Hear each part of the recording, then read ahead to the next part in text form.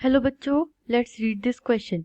So the question says, explain Hitler or Nazis policy towards the youth.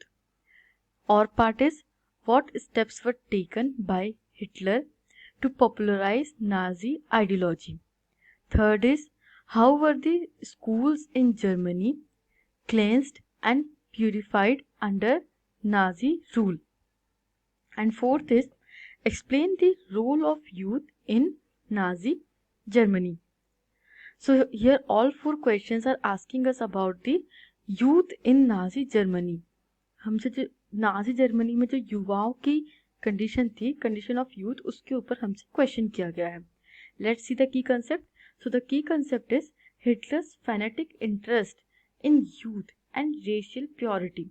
अब Hitler का मानना ये था कि जो यूथ है वो भविष्य है, जो आई गेस सभी का मानना है. And he believed in racial purity. तो वो रेशियल प्योरिटी कैसे आएगी? When youth are impeded with Nazi ideology. जब यूथ में भी नाजी आइडियोलॉजी रहेगी तभी ये रेशियल प्योरिटी का जो उसका गोल है वो अचीव हो पाएगा. Let's see the pointers. So the first point is total control over schools.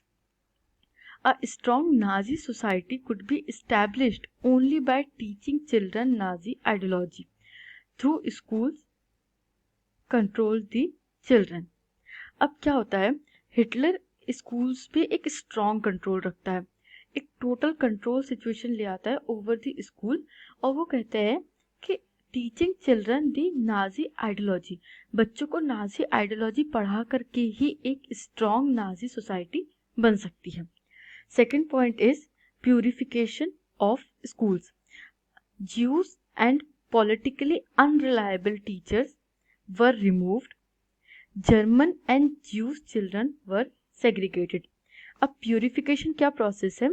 Purification मतलब यहाँ पे रेशियल प्यूरिफिकेशन की बात की जा रही है. एक तो रेशियल प्यूरिफिकेशन की और एक आइडियोलॉजिकल प्यूरिफिकेशन की. First is racial purification and second is ideological purification.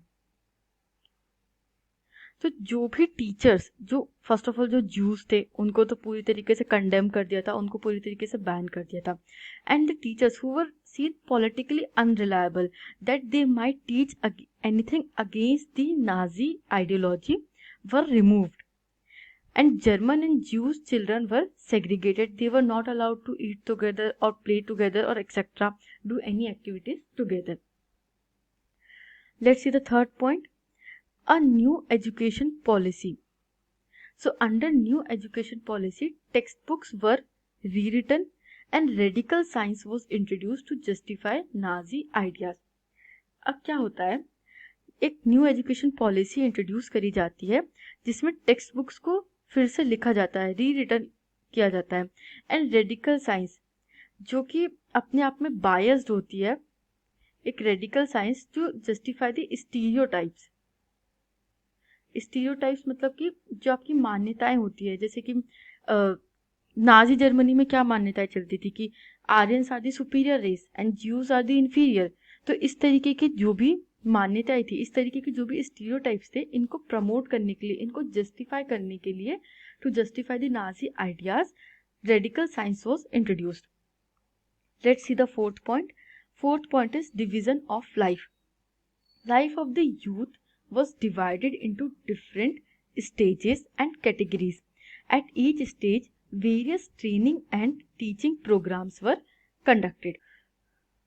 Divided into the stages. Stages मतलब कि 10 to 14 या 14 to 18 ऐसी जो स्टेजेस बन जाती है, लाइफ स्टेजेस, ऐसे स्टेजेस में डिवाइड कर दिया जाता है. And categories means gender based categories, male female या ओल्ड यंग, इस तरीके की कैटेगरीज में डिवाइड कर दिया जाता है.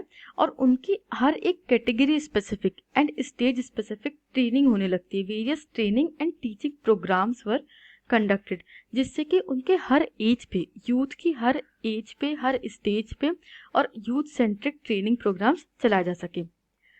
Now let's see the fifth point. The fifth point is formation of Hitler youth. Youth league of Nazis was founded in year 1922 to educate the youth the spirit of nationalism. अब ये जो nationalism की spirit है, the feeling of nationalism, devotion toward one's nation and promoting the Nazi ideas, इनके promotion के लिए, इनको सिखाने के लिए एक यूथ लीग ऑफ नाजीज बना दी जाती है ईयर 1922 में to cater the Nazi ideas. So let's see the answer. So the youth policy of Hitler was, first of all, total control over schools. Schools are the first step of learning और वहीं से बच्चों के ऊपर control exercise होने लगता है। Second is purification of schools, जो भी ज्यूज और पॉलिटिकली अनरिलायबल टीचर्स है उनको हटा दिया जाता है, and Jews and German children were segregated. तो इस तरीके से purification of schools. Third is introduction of new education policy. Fourth is division of life in different stages and categories. And fifth is formation of Hitler Youth in year 1922 to educate the spirit of nationalism. I hope you understood this question. Thank you and best of luck.